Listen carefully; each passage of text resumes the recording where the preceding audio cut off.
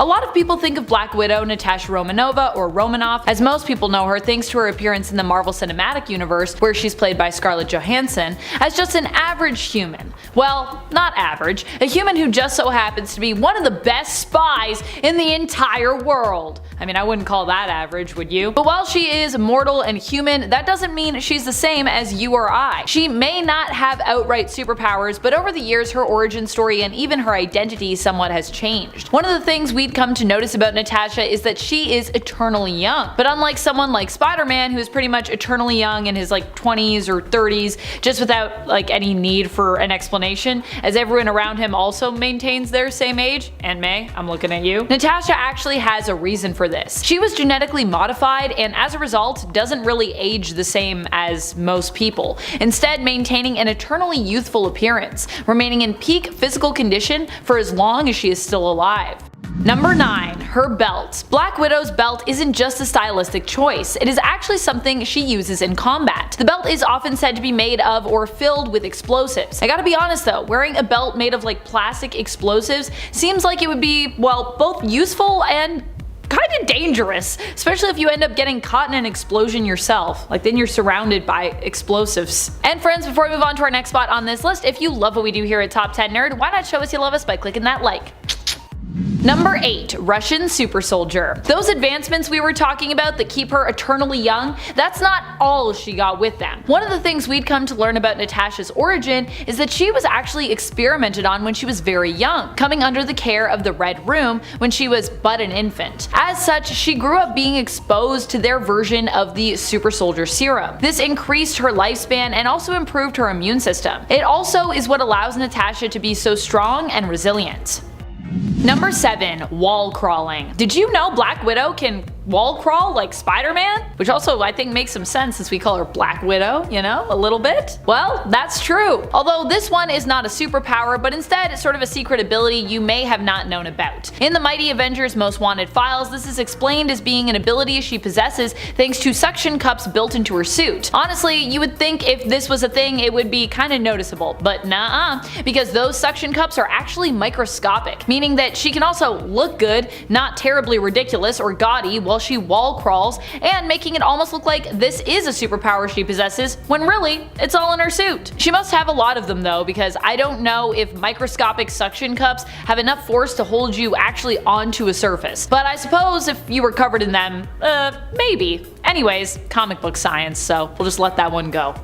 Number 6. Protected against illness. As part of the Red Room, Natasha and the other female spies had their bodies modified so that they are less susceptible to illness. Something that I kinda touched on earlier with the experimentation and everything, it grants them an improved immune system. But this doesn't just end there. It gets really creepy. But before we get into that, I also wanted to add that Nat has a small healing factor too as a result. It's believed she can heal 4 to 5 times faster than the average human. So yeah, she's no Wolverine or anything, but still, that's interesting to me. And even as a Black Widow fan, I didn't know until now that she had a healing factor, even if it feels, kind of minor in comparison to some other heroes in the Marvel Universe. However, that is not all her healing factor does. It has also been established in the comics that it prevents Black Widow and other agents from getting pregnant, as their bodies treat any potential pregnancies as illness, so that increased immune system, it's basically protecting them from pregnancy as well. Number 5. Resurrection. When Black Widow died in the Marvel Cinematic Universe, I thought for sure she'd return and that perhaps her own film, while being presented as a prequel to us, would actually be a sequel, revealing this to the audience. I was wrong in that regard. However, there is a precedent for me to have considered that the MCU might go this route. It actually comes from her comic book history. Here, Black Widow died while fighting against the evil Hydra version of Captain America. However, she was shortly thereafter revived, finding she even possessed the memory of her own death. It was revealed that she was a clone of the original with all her previous memories intact, and that the Red Room actually possessed tons of clones of her and others ready for their use. Black Widow would end up destroying this new version of the Red Room and would take the place of her original self. Now at this point, we don't even think of her as a clone, just as Black Widow. Still coming back from the dead and being revived is a pretty powerful thing, and I do still wonder if this might somehow ever be possible for Nat in the MCU. Probably they won't ever do this thanks to the introduction of Yelena, but I mean, there is a precedent for it. And yeah, I know this wasn't something Natasha had control over, so not really her own power, but it was something she was able to do, return to life after dying. And that, to me, is pretty powerful. And like I said, something we all take for granted these days while reading her stories. Number 4. Master of Gravity. For a single issue of Tales of Suspense, Black Widow became a Master of Gravity. This was after she successfully used her seductive abilities to steal Tony Stark, aka Iron Man's, accidentally invented anti-gravity ray. I kid you not, apparently Tony invented this by accident. Also, back when Natasha had black hair. By the end of the issue, Iron Man had found a way to destroy the ray, preventing Natasha from wielding its power. Of course, this was back when Black Widow was a villain, hence why she stole it and why her and Iron Man were at odds here. But you know, for that one issue, hey, she could like move a mountain. Pretty cool. Number 3. Olympic level gymnast. While I don't have a ton of information on how or when, I think we can assume that for this one, Natasha probably got a lot of her training as part of the Red Room. Although it isn't something that comes up in the stories in the comics, at least not as far as I've seen. I have seen it mentioned, though, in the Marvel Encyclopedia. And I feel like based on the way Natasha moves and what she can do, it makes sense that she would be considered to be at an Olympic level when it comes to her gymnastic abilities. Especially when you consider she may have also been a trained ballerina, depending on which origins you prefer to believe to be the true one for Nat. I know her being a ballerina was kind of retconned, but I love that origin for her myself, and also just based on her fighting styles and abilities, I think this makes sense. She definitely seems both very strong but also very flexible. Could you imagine if Black Widow competed in the Olympics and won? That is a story I'd weirdly love to read. Someone out there, please write that one shot for me. Otherwise, I'll have to get started on the Black Widow fanfic myself. Although, honestly, would people read my Black Widow fanfics? Maybe. Number 2. Luck-based powers. While we don't know this one for sure, it definitely feels implied when we meet her alternate self, the Red Cat. This version of Natasha is a combination of both Black Cat and Black Widow, which you'd think would make her known as the Black Cat still, or the Cat Widow maybe, but nah, she's the Red Cat because her hair is red and her suit is red, so Red Cat. In the comic Symbiote Spider-Man Alien Reality, Red Cat appears as an ally and lover of Spider-Man in this world, and also ends up being a traitor to him as well. She is presumed to have abilities similar to the 616 counterparts of both of these characters, meaning she is a master spy and an escape artist, and also presumably has luck-based powers, specifically causing bad luck to those around her. Number 1. That's not all they do. While many people know about Black Widow's wrist shooters, which are often used to shoot out energy blasts or small tasers, which have been referred to as Black Widow's Bite, that's not all these weapons can do. Initially, her weaponized gauntlets were known simply as bracelets, and they seemed to be pretty much just that at the start. They were just bracelets, with the KGB officially even calling them bracelets. They would deploy a line that Widow could use to swing around on, but after meeting Spider-Man, Natasha was inspired to do some upgrades to her bracelets. At times, they have apparently been reported to be up to almost 9 pounds in weight each, due to their complex inner workings and their versatility. In addition to her Widow's line and Widow's Bite, the gauntlets have also been known to emit tear gas, knockout gas, and carry explosives, while also being used as a communication device. The knockout gas ability has been referred to as the Widow's Kiss. Although I feel like, you know, if you kiss someone and it makes you like be knocked out, that doesn't seem good. Okay, at number 10 we have pain resistance. Moon Knight, or Mark Spector, has been through a lot over the years, and it's fair to say that he may be the living reminder that what doesn't kill you makes you stronger. And I know what you're thinking off the top. That isn't really a power. Well, a lot of Moon Knight's powers are like this, since Khonshu comes in and out of the stories as a powerful muse for Mark Spector. Some say this is because he was Marvel's response to Batman's success, basically Marvel's Batman, and we all know that Batman is sort of the same way. A guy who doesn't really have any special powers other than what his mortal identity brings to the table. One good example of Moon Knight's pain resistance is in the first run for the character when he crawls through Bora's icy wind, despite the extreme pain, something that even Professor X confirms is causing him so much agony that he can't even fathom this ability. It could be argued that his tolerance to pain could be due to him having died and come back to life, giving him a tougher disposition by way of Khonshu's blessing. Or he's just a badass like that. Okay, at number 9 we've got weapon mastery. If you follow Moon Knight's story in the comics, you'll know that his work in the CIA has him training with all sorts of weaponry like batons, brass knuckles, chains, shurikens, as well as guns like pistols, sniper rifles, submachine guns, and grenade launchers, among many others.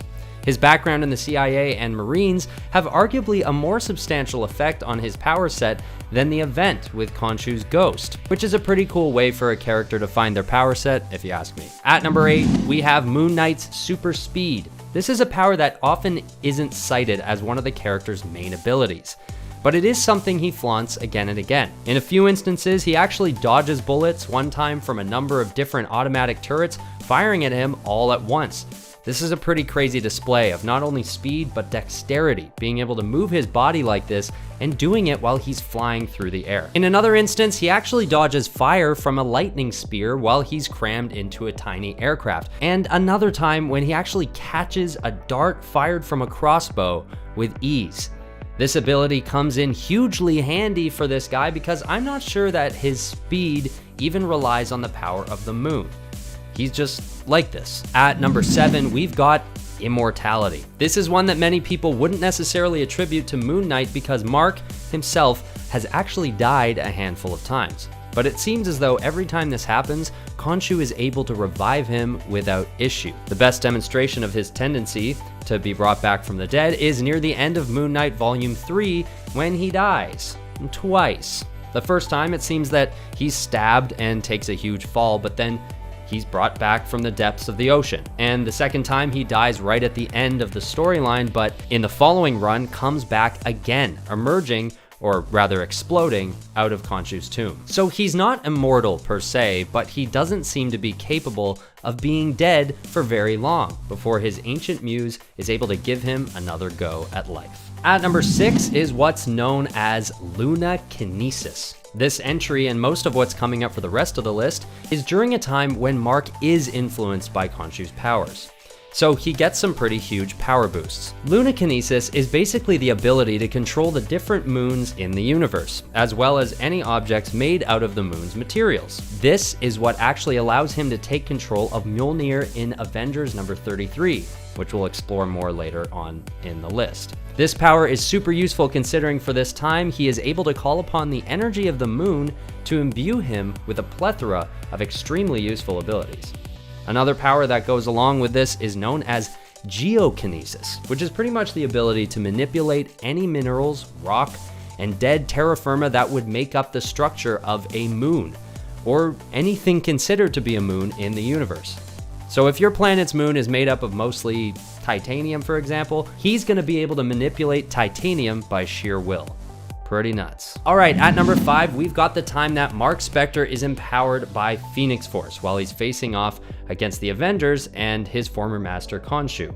We all know that the Phoenix Force is one of the most powerful deities in the universe, and it has been used most notably to possess living beings as hosts. But considering how powerful Mark gets when he's taken over by Khonshu, one can only imagine how much of a boost he gets when Phoenix Force is brought into the mix. Actually, one doesn't have to imagine, because in Avengers number 37, we witness Moon Knight taking on Phoenix Force and harnessing the most power he's ever had in his life. He gets so powerful at this point that he just sort of dismisses Khonshu, showing that he doesn't need the Moon God anymore due to his immense power from Phoenix Force, and a few of the Avengers as well. But that's coming up at the top of our list, so stay tuned. At number 4, we've got Moon Knight's ability for self-sustenance. Maybe this is one that you already know, but it's another power that often isn't associated with Moon Knight's typical power set. While he's imbued with Khonshu's power, Mark Spector is actually able to live in any atmosphere without needing oxygen. This allows him to travel into the cosmos without the need for a breathing mask or a ship with a pressurized cabin. He makes use of this power when he travels to the moon to encounter Thor in a pivotal moment in Moon Knight's trajectory as a character. It's an ability that is widely underrated for this character, but allows him to reach his full potential when he faces off against the Avengers, mentioned previously on this list. At number 3 is Moon Knight's telepathic resistance. This is a great ability, and it's actually attributed to the character's struggle with mental illness, and more specifically his multiple personality disorder. This is clear in West Coast Avengers Volume 2, issues 30 and 36, when Moon Knight is working with the Avengers and notices that he's the only one whose mind hasn't been taken control of. He attributes it to the fact that he's grown strong over the years dealing with his own struggles with mental intrusions from the moon god Khonshu. He He even notices that Vision's mind has been taken over, and for an android to have his mind taken over, it just proves how strong Moon Knight's mind defense has become. Mind defense. Is that a good way of putting it? Anyway, you know what I mean. But considering he's got a number of other voices always speaking to him from within, he seems to have enough going on up there that his true mind, his reasonable mind, stays intact when mind control is tried on him. Alright, at number 2 is Moon Knight's formidable martial arts skills. I never use the word formidable, but I'm gonna use it now because the range of his fighting ability is just formidable. And I know we all know that Moon Knight can fight, that's obvious. But many people don't realize that it's one of his most notable and important powers, because sometimes he can't rely on the power of the moon or Khonshu's influence to get the job done, and he needs to go back to his roots as a trained CIA fighter. Did you know that Mark Spector, without even being under the influence of Khonshu, knows Muay Thai, Kung Fu, Eskrima, Krav Maga, Dambe, Savate, boxing, Silat, Filipino martial arts, Judo, Karate, and Ninjutsu. But what's most impressive is how he employs these techniques throughout his different runs in the comics. His training in martial arts is even arguably all that keeps him alive in tough times, like when he's badly injured in the pre-Vengeance storyline, rendering him weaker and slower than ever before. Probably the best place to look for his wide array of fighting abilities will be in the current run, first published in 2021 and being released as we speak. In this modern publication, Moon Knight is back to being brutal, and when not pulling his punches when facing off against his enemies. Moon Knight is back to being brutal, and really not pulling his punches when facing off against his enemies. Okay, at number 1 is power absorption. This ability allows him to steal powers from other, extremely powerful superheroes in a few different instances. In Avengers number 33, Moon Knight is on a tear, taking on a number of Avengers with an army of undead on his back. He starts off by taking the immortal Iron Fist's powers and encapsulating them in an ankh that he wears around his neck. Then he travels to the Sanctum Sanctorum to steal Doctor Strange's powers, also storing it in the ankh necklace. He tries this again with the Black Panther, but is unsuccessful. Not beaten, just unsuccessful in taking his powers away. So then he runs into Thor on the moon, which we mentioned earlier, and not a great place to run into the agent of Khonshu. Basically, he steals Mjolnir from Thor, which shows that this guy can basically render the Avengers useless, at least as long as they're apart.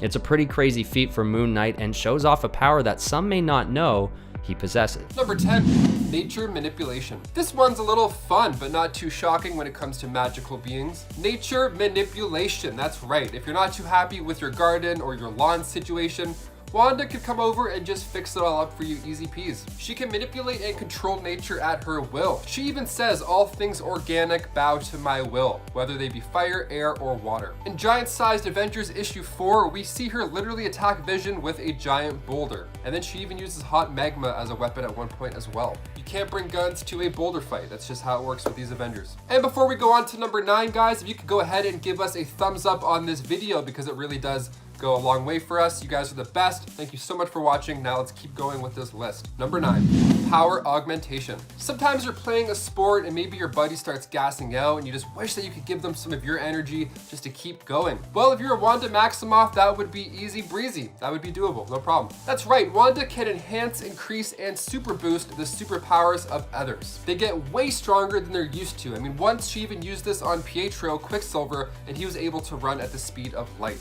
You can find this in Avengers issue 690. She also lent a hand to Wonder Man as she powered him up so much he was able to take out Morgan Le Fay, who at the time had the Twilight Sword, and the Norn Stones. And you can find this in Avengers Volume 3, Issue 3. So yeah, power augmentation. She can boost you up when you're feeling tired in the morning. Who needs coffee? She'll just be like, hey, now you can fly.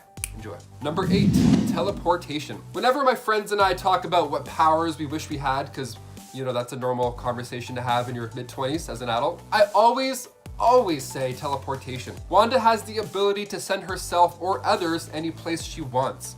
Could be a super far distance, bam, cancel your Uber, I gotcha. We see her use this power in Avengers vs. X-Men issue 6. She also showcases this ability in Avengers The Children's Crusade issue 7. So when Wanda decides that the fight should cool down, she just whisks everybody away over to Castle Doom. Number 7, Witch Sight. Being the Scarlet Witch, Wanda Maximoff has the ability of Witch Sight. And I think we're gonna start seeing this more now with WandaVision creeping up to that finale, because at the end of episode 8, we see Agatha Harkness in full-on witch form. I mean, she's floating, she's got Billy and Tommy by the neck, and she looks pretty good too. As far as old witches go, I'm like, you seem pretty good. It was an epic way to lead us into the finale. A lot of secrets are coming out, and Wanda in the comics uses her witch sight to see things, of course, beyond a normal human's capabilities. In Scarlet Witch Volume 2, Issue 2, she was able to detect this powerful, invisible Minotaur. Also, an invisible Minotaur sounds way scarier than Thanos. I don't know, that sounds terrifying. She also uses this witch sight in the next issue to see Agatha Harkness's spirit. Now, she wasn't able to see this during the sitcom parts, so either Agatha revealed herself, or she allowed Wanda to tap in and see her true Salem witch look. Either way, she has a great look and Wanda can see it, so something's cooking. Number 6, portals. One of the best moments in the MCU easily is when Doctor Strange portals all of our heroes back to the final battle. It's amazing. The music, the colors, and goosebumps, that's how you do it. Now, believe it or not, Wanda too can create these portals, and at one point in issue 8 of Scarlet Witch Volume 2, she uses this ability to create 2 portals at the same time, which is super cool. If you played the game Portal, you know exactly where I'm going with this one. She could also summon help by transporting somebody to her location. Similar to Brother Voodoo, she once summoned minions of Cyttorak to magically fix up the Avengers mansion. That's gotta be convenient. I mean, my room's messy right now. I could really use some minions of Cyttorak to come and do some laundry. Number 5, spells and phrases. When Wanda says those 3 words, no more mutants, the world just flipped. But Wanda has a vast array of spells she can use, and I'm really hoping we start to see this side of her now that Agatha has dragged her into the hashtag witch life. She also has this ability to purify objects as well. For instance, in Scarlet Witch issue 10, she purified a lake with a spell and then tossed a demon in, freeing the 2 souls that it was possessing. And if you need to sneak around town at all, maybe a sneak attack on a supervillain perhaps, she can use a spell to make objects or people invisible. No cloak of invisibility needed. Number 4, reality warping. Wanda is no stranger to warping reality, especially in WandaVision. I mean, of all things. It's the main theme. It's super impressive when she uses this reality warping power when she's fighting as well, not just to make herself in a sitcom. It's kind of like Thanos using the stones to make Doctor Strange's spells turn into butterflies, or when he literally pulls reality closer to him. It's insane, but basically Scarlet Witch shows this technique when she battles Hope Summers in Avengers vs. X-Men issue 6. And Loki, being the god of mischief, would have had a fun time going against Wanda as well, because she too can create these massive illusions. She actually once tricked the Emerald Warlock to make him believe that he had actually defeated her in a battle. Scarlet Witch then reveals herself without a single scratch on her face. Number 3, time control. Doctor Strange wasn't the only player with time control. I mean, my hopes are that by the end of this show, she unlocks all these crazy Scarlet Witch abilities and everything I've listed just becomes part of her power roster. Just full-on Scarlet Witch mode. And then she becomes the new Time Master after the next Doctor Strange. Hopefully, it's a stretch, but let me explain. I think this whole show, and well, the MCU up until now, is basically just her getting beat down, and now she's just gonna start rising up, this time in full control. But yeah, she controls time in the comics, specifically in Uncanny Avengers issue 4. She slows time down, and her powers are so strong that she can stop or freeze time. She does so in Star issue 3, where she literally freezes time so Ripley Ryan doesn't take out Jessica Jones. She also makes the Avengers have a little timeout during Captain America and the Falcon, issue 6. If only she could, speed up time so we can see what happens in the finale this week, that would be great. Number 2, chaos magic. The end of episode 8 of WandaVision had fans pretty jazzed. See, Agatha Harkness refers to Wanda finally as the Scarlet Witch, but she also references chaos magic. So what is this chaos magic? Well, in the comics, Wanda got her powers through the old god of chaos, Chthon. This god came to her the day she was born, not really a blessing, but rather it was done so that this chaos god could add to Wanda's powers and then use her as a vessel down the road one day when she's fully grown. We see this all take place in Avengers issue 186, but luckily the Avengers stopped this from happening in the next issue. So perhaps for the MCU telling of this story, maybe Agatha is just going to take the place of the chaos god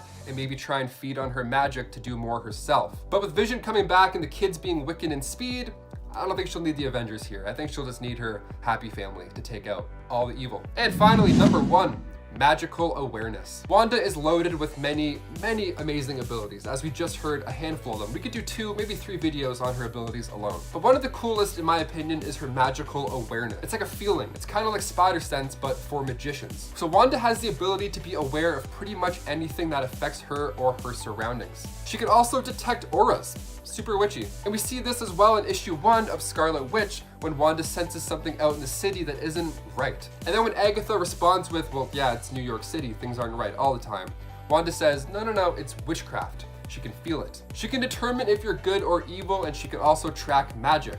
In The Order, issue 5, she's able to tell where Doctor Strange last used his magic. And then in Avengers issue 152, she could also determine the origin of a stone. In at 10, acidic hands. Discovered by Kane Parker after the Clones event, a deformity in his hands causes Kane to possess the ability to generate an endothermic energy that upon skin-to-skin contact inflicts severe burn marks on individuals. Yeah, this man can use his hands that stick to walls to also burn people. Usually he would leave his distinctive marks across a person's face, calling it the mark of Kane, although it is believed that he can do so on other parts of the body, which I mean it makes sense given that, you can just grab on with a hand and then boom, you're burned. But interestingly enough, he also utilizes this way in like a non-harmful manner, using it to burn away his like beard hair, which just gives him a better trim, which is just kind of funny. I like the fact that he uses it to burn his hand into people's faces, but then also just gives himself a nice little trim. But while this ability was discovered by Kane, Peter soon after learns that he can do the same thing. And while he hasn't used this ability, he is still able to do it and just chooses not to because it's a horrible thing to do. He can also pull people's skin off using the stickiness of his hands, which I have asked before, like I've proposed that idea before because I think that he should have threatened to do that to Kingpin instead of filling his lungs with web, but oh well. In at 9, camouflage. Now this is one of the primary abilities used by Miles Morales' Spider-Man, however, you can actually see that in Tobey Maguire's Spider-Man he has this ability as well. Not to the same extent, of course, he can't turn invisible, but there's a theory about how this presents itself. Firstly, the fact that Spider-Man talks to MJ, Aunt May, and Harry without them recognizing Peter's voice could be explained by this just being thanks to this camouflage ability. MJ only recognizes that Peter is Spider-Man after he wants to tell her,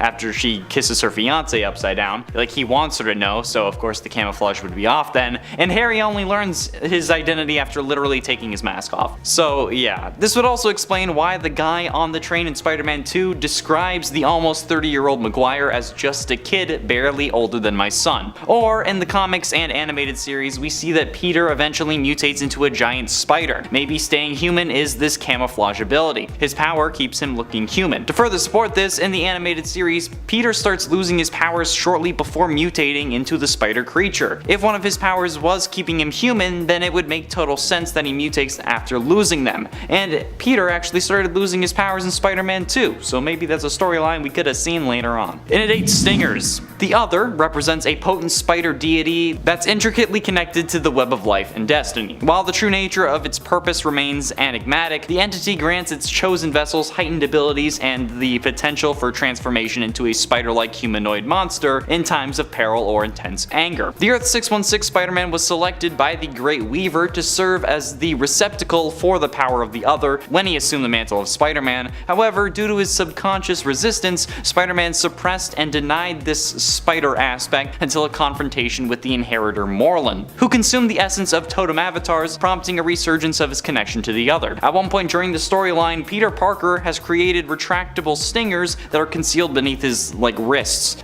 So yeah, with these stingers possessed like a razor sharp edge that could be extended when needed, and then they also delivered like a venom that induced temporary paralysis into his target, which is kind of dope. Kane Parker actually is currently the individual who uses this ability because of course it's Kane, but yeah, it's still pretty dope. And it's 7, clairvoyance. When you think about it, spider sense is kind of predicting the future. It doesn't give you visions or show you exactly what will happen like is typically associated with clairvoyance, but instead it's presented just like a really good gut instinct. Like that tingling sensation that accompanies the spider sense can vary in intensity, providing an indication of the threat level, but like a casual encounter with a potential adversary who isn't actively engaging with an individual may trigger a mild alert, which means that you should be cautious. But on the other hand, when you're facing like an imminent and life-threatening danger like a sniper, like the sensation is going to intensify significantly, even possibly becoming painful. And instinctively it compels you into action. And while the spider sense doesn't reveal the specific nature of the threat, it offers you guidance on the direction that you should move in order to evade it and things like that. Okay, this extraordinary ability warns you of various perils, okay, ranging from projectiles to like lasers and even contaminated food. So yeah, I'm gonna call that a form of clairvoyance. I can't do that. When I do it, it's called autism. In its 6, equilibrium. While yes, having sticky limbs and appendages makes it easy and possible to stick to walls, that's not all that you need to actually be Spider-Man. Like sure you can stand on a wall, but even with all the strength of your abs, you wouldn't be able to keep you like balanced and standing upright, alright? No one can do that, not even Chuck Norris. Like how else could you not lose your momentum or anything while swinging through New York, okay? He's swinging around buildings, through alleys, even through like the spaces between cabs and their backs, okay? There's no way that this guy could do all of that just inherently, okay? Like yeah, he's got the powers of a spider, but spiders don't swing around the city doing flips. His center of gravity is constantly fixing himself to keep himself balanced while chasing after red psychopathic space aliens and dudes in rhino costumes. So yeah, I'm gonna call that a power. And at 5, super speed. Spider-Man's agility and acrobatics are often associated with his spider sense and spider qualities, but there's another superpower that often goes unnoticed: incredible speed. Okay, while swinging between buildings, Spider-Man can cover 2 miles in a mere 5 seconds. And it's not just like his web slinging that propels him. His speed allows him to also avoid attacks and dodge bullets. Okay, if you can dodge bullets, you're freaking fast. Spider-Man's exceptional speed was showcased extremely well during the Civil War storyline when he attacked Luke Cage's mansion prior to switching sides. He bursted into the mansion, faced off a room filled with SWAT team officers, Scarlet Witch, and Hawkeye, but he moved so swiftly that he appeared as a blur, taking down multiple opponents without being detected. Okay, this often overlooked power grants Spider-Man an incredible advantage in combat, and explains quite a lot. I mean, he won't be beating Quicksilver or Flash in any races, but dude's still fast as hell. Okay, if you look like a blur, then yeah, you're fast. And at 4, talking to spiders. God, I thank God they don't talk about this one anymore, because spiders. The power to control and summon spiders may initially appear better suited for like a horror comic, but it actually happens to be one of Spider-Man's lesser known abilities.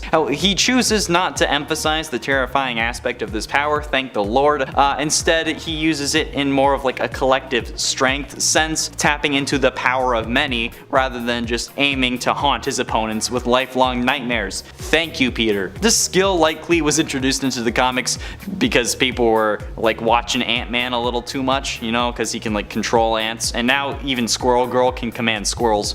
So it just seems like if you have a connection to an animal, you should be able to control them, apparently. So yeah, Spider-Man had that sort of connection established with arachnids. In truth, it feels more aligned with like Venom or Carnage, but I mean, the only reason that Venom has spider powers is because he bonded to Peter in the first place, so I understand why that wouldn't happen. But like, yeah, okay, they're twisted villains who would fully exploit this ability, but thank God Venom doesn't have it.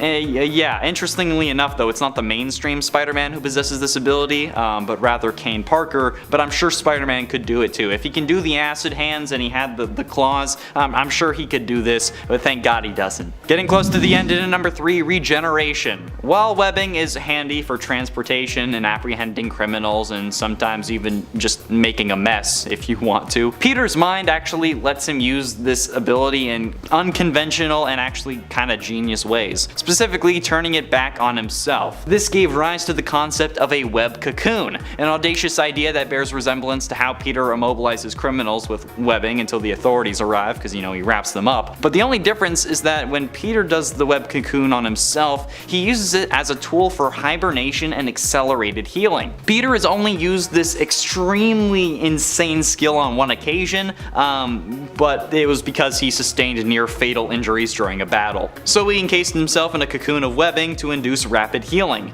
It's so insanely cool and a tremendously valuable ability for Spider-Man, but it appears to be exclusive to Peter himself and doesn't really extend to others, and again, he hasn't used it again since. The primary reason behind the limitation was, well, I mean, he's in hibernation when this is happening. You can't really produce Spider-Man comics when Peter's not Spider-Man. But also, while he's in there, he sheds the damaged skin and basically regenerates a whole new body, which is gonna make us all wonder the same thing that WandaVision did. Ship of Theseus? Is it the same Peter, or is it a new Peter if he regenerated basically everything? There you go, debate it in the comments. You're welcome. Engagement. But ultimately, in at number 2, radiation resistance. Now, while some spider-related abilities are well known within Spider-Man's world, you know, wall crawling, proportional strength, knowing the formula to make webs, spider sense, one of them is actually lesser known, but in reality makes a lot of sense. Spider-Man has demonstrated a resistance to poisons and harmful chemicals on multiple occasions, and while not a pivotal power, it does serve a purpose. Essentially, if a villain attempts to poison Peter Parker, their efforts would just be in vain. Moreover, if Mary Jane were to betray Peter and attempt to slip something into his coffee, he would remain oblivious.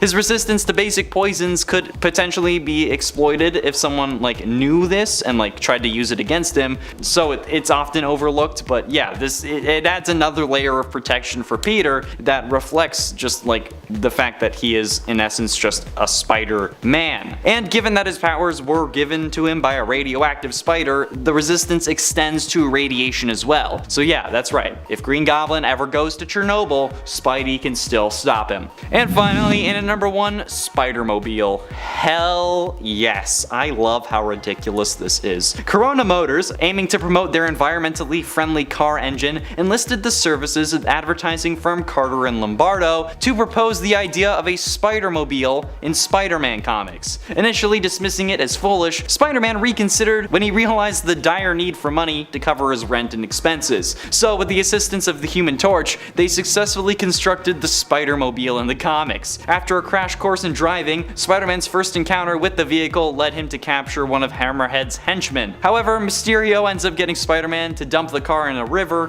prompting Corona Motors to demand its return, despite the inability to locate it in the water. Spider-Man faced a modified version of the Spider-Mobile, engineered by the Tinkerer later on, engaging in a fierce battle with it. Spider-Man eventually subdued it and returned the damaged imitation Spider-Mobile to Carter and Lombardo, but yeah, that's a thing that happened in the comics.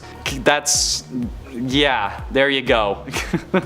Number 10, destroy worlds. Hulk is so powerful that he could literally punch a world into dust. We've actually seen this happen more than once with Hulk, but it's also been alluded to and suggested as well on Earth. When Hulks fight each other, the world is riddled with seismic activity, proving how devastating their blows can truly be to the people around them and even the planet they happen to be fighting on. At one point when Thor and Hulk were fighting, they were moved to another world and place by Valkyrie, made for epic gladiatorial combat so that they could fight safely without Thor having to worry about, you know, causing massive amounts of damage to the people or the places around them. Hulks fighting Hulks is dangerous, and we've even seen planets basically fully transformed as a result of massive Hulk fights. And friends, before we move on to our next spot on this list, if you love what we do here at Top 10 Nerd, be sure to let us know you love us by clicking that like button. And if you like the Hulk, who doesn't like the Hulk? Smash the like button. That's what the Hulk would say. Number 9, untouchable. Well, I should say Bruce Banner is untouchable, although I feel like also this would be by extension the Hulk as well. As long as Bruce can sense he's in danger. If he has time to react, this makes him virtually unharmable because as soon as his body gets stressed,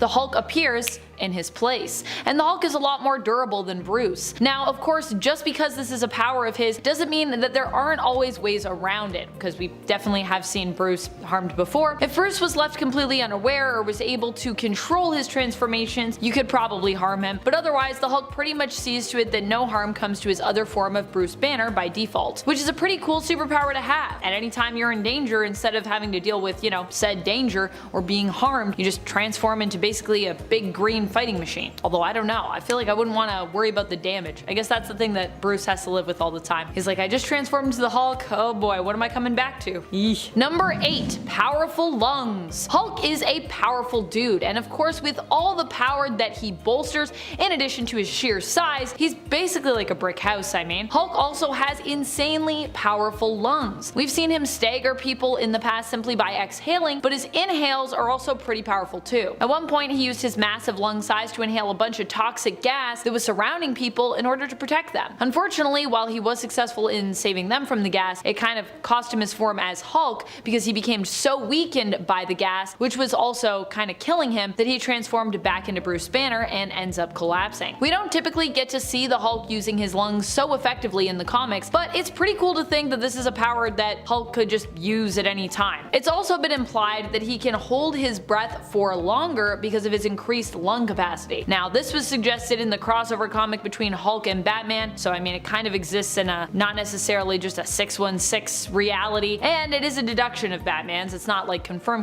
Although, you know, I gotta say, I think it's a weird even suggestion because I don't think that's necessarily how lungs work. The bigger they are, the longer you can hold your breath. I'm not so sure about that. Maybe in comics that's how lungs work. Number 7. Building portals. Many people don't think of the Hulk as a supremely intelligent being, but then they forget that technically this hero is made up of different personas. One is Doc Green. Doc Green himself is known for being one of the more intelligent Hulk personas, and he even at one point was able to portal around, effectively teleporting. He made these portals using science, of course, not magic or anything like that, although a magical Hulk would actually be super interesting and super cool. And granted, these portals weren't, you know, quite so quick to summon or create as, let's say, someone like Magic or Nightcrawler. Well, Hulk could summon them pretty quickly, but couldn't really like close them as fast. This Hulk isn't a teleporter in terms of combat use, but Doc Green's portals don't necessarily make him a teleporter in terms of, you know, their ability to be used in combat, but still, using portals to take you to other places or even other worlds, I think that's pretty impressive. And not something many of us think of when we think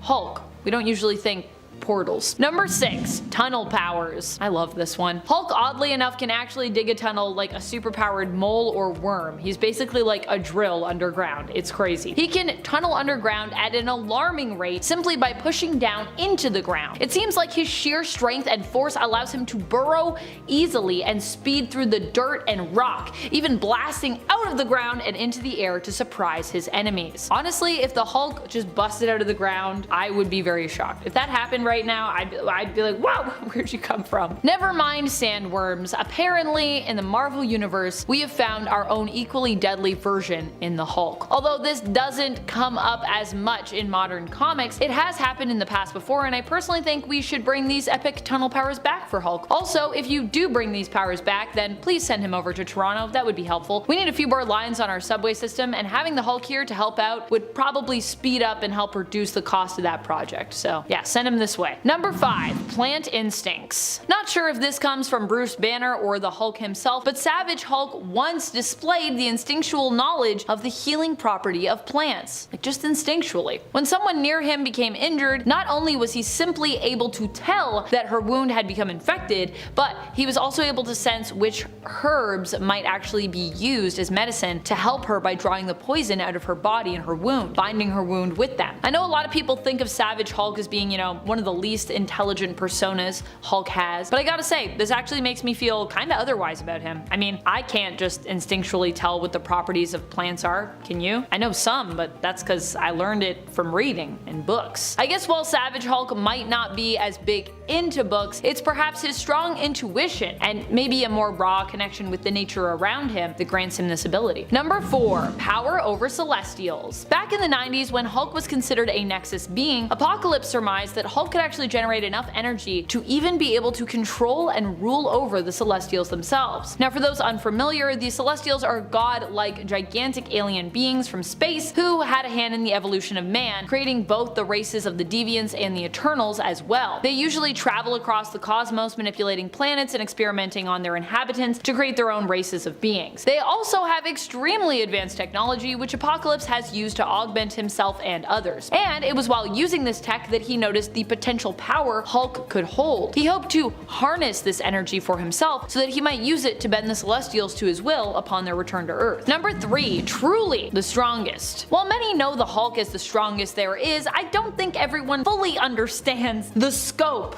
of what that means. Hulk isn't just the strongest there is among other heroes or on planet Earth. He's believed literally to be the strongest humanoid being, with his maximum strength levels existing far beyond all others, and is also known as the most powerful mortal entity to have ever existed. So when he says Hulk is the strongest there is, this isn't just a fun catchphrase. He really does mean that, and it should be taken seriously, because when we're talking maximum strength levels, there's really no one else above, at least not in in regards to his form. Like maybe something that is less tangible than Hulk would be at a greater power level, or something or someone based in mystic or cosmic realms of Marvel, but that's really about it, I'd say. Hulk is one of the strongest beings like in the multiverse. So number 2, stronger than even himself? If you think Hulk being one of the strongest beings in the multiverse according to Doctor Strange is wild, wait till you hear about this one. Hulk is also stronger than himself, apparently. When the leader attempts to beat the Hulk by kind of using his own strength against him, Hulk surprises him by miraculously beating him still. This apparently happens because Hulk's strength really has no limits, and he gets even more angry, which of course makes him even more powerful, allowing him to best even his own power when he goes up against it. Beating everyone else in the Marvel universe pretty much is one thing, but then also managing to best yourself on top of that, that's quite another accomplishment, I think, when you're someone as strong as the Hulk is. Number 1, overload vibranium. Some may already know about how Hulk can basically bust through adamantium, but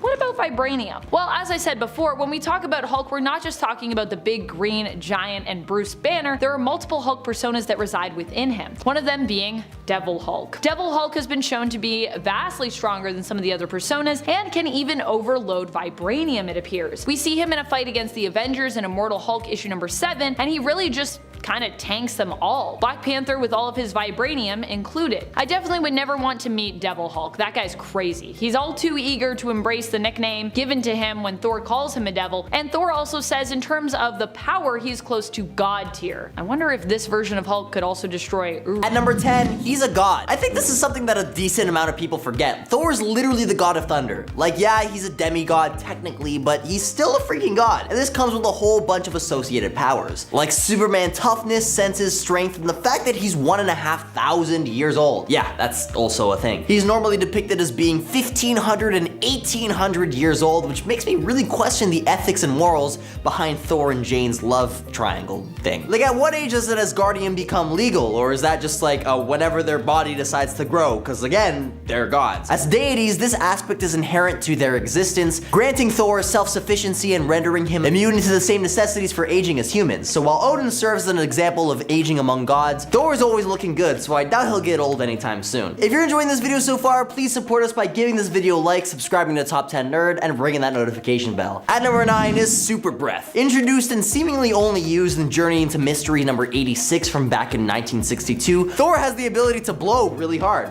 Okay, wait, let me rephrase that. He will blow you to kingdom come. No, that's even worse. There's no good way to say it. Well, what I mean is that Thor's god lungs are so powerful, he could actually cause a hurricane with an exhale. In the comic in question, a villain known as Zarko tries to shoot Thor with a pew-pew that would send him to another dimension, but to stop this from happening, Thor uses his super breath, which is described as a hurricane force, to get out of it. No idea how breath can save you from entering the 4th dimension, but hey, all bets are off with this one because it was only used once, and of course, in the comics. There will never be an explanation that makes sense. At number 8 is super speed. Thor, a deity wielding the mighty Mjolnir, possesses astonishing speeds in his arsenal. He isn't just renowned for his immense strength within the Marvel universe, but also his extraordinary swiftness, surpassing even the speed of light. This remarkable velocity enables Thor to outpace Quicksilver, a prominent speedster among the X-Men, essentially Marvel's answer to the Flash. While an exact measurement of Thor's velocity remains elusive, he has indicated that on Earth his speed is supersonic, yet when traveling in space he can circumnavigate the sun and span the universe in mere seconds, feat made possible by Mjolnir's ability to transcend time and space. Indeed, Thor's exploits include even freaking time travel. At number 7 is All Tongue. Well, this might sound like something you'd see on a Toronto guy's Tinder profile. It isn't exactly what you think. An Asgardian deity responsible for safeguarding the 9 realms, Thor's duty often requires interactions with vastly diverse races, many of which communicate in distinct languages. And although filmmakers tend to simplify matters by having everybody speak English for audience interpretation, the comic version of Thor possesses the remarkable ability to converse fluently in the language of all 9 realms. He can actually choose which language to use during a conversation. This remarkable skill is known as the All Tongue, a gift that ensures whoever communicates with him will hear his words in their native tongue, allowing for seamless understanding. So basically, Thor can talk in whatever language he wants, and everyone he's talking to is able to understand him. Like a live-in-the-moment translator that actually gets the grammar right instead of just being a literal word-for-word translation. At number 6 is Warrior's Madness. Comic books and movies movies have depicted numerous instances where heroes find themselves facing superior and overwhelming forces in battles. Tactics they employ to survive against insurmountable odds and achieve victory can be attributed to a range of factors, and among these heroes, Thor stands out as someone who's endowed with such an ability which, if harnessed, has the potential to significantly impact not only his adversaries but also all those close to him. When he's in a pinch, Thor can call upon the Warrior's Madness. The Warrior's Madness, also referred to as Sin Unpardonable,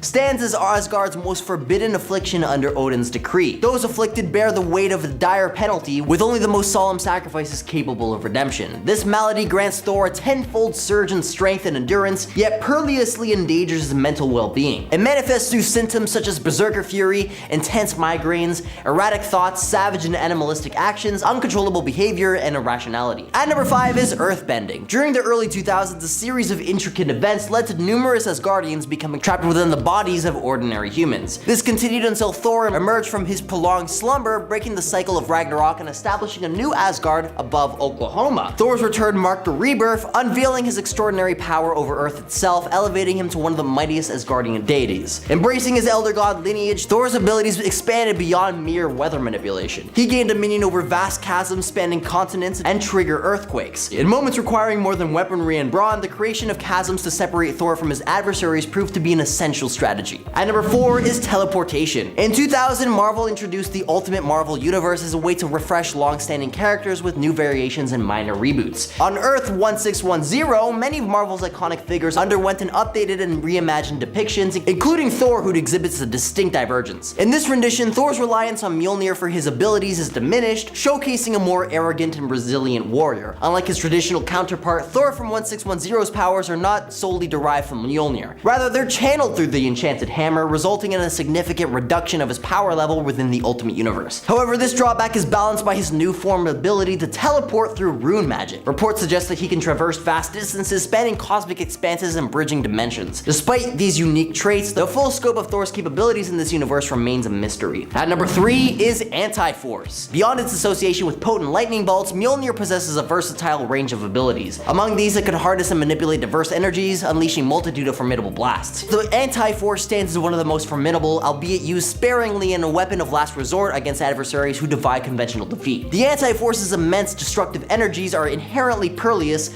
capable of obliterating entire planets. Thor can now create, shape, and manipulate anti or negative forces, which work in different ways depending on the force. Anti-gravity, for example, would repel objects instead of retract. Anti-electromagnetism would cause like charges to attract and opposite charges to repel. Anti-friction and anti-velocity would speed up objects or flow instead of resisting them. Anti-strong force would cause nuclei to explode, and the anti-weak force would cause radioactive growth instead of radioactive decay.